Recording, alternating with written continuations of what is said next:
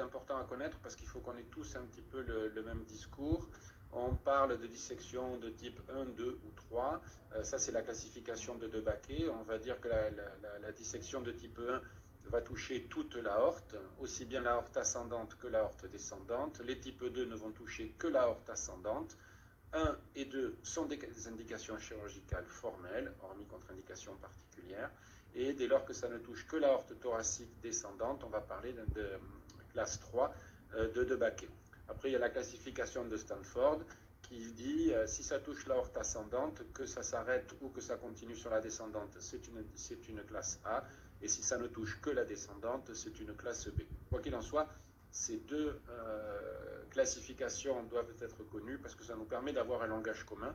Et puis surtout, c'est que ce soit un Stanford A ou un De Baquet 1 et 2, ça implique derrière une prise en charge chirurgicale.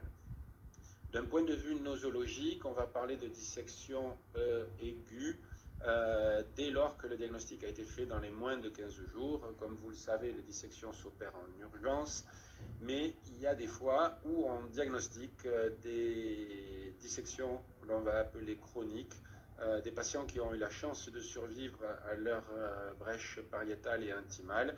Et classiquement, on dit qu'une dissection est chronique à partir du moment où on l'a diagnostiquée dans les 15 jours qui ont suivi le phénomène douloureux.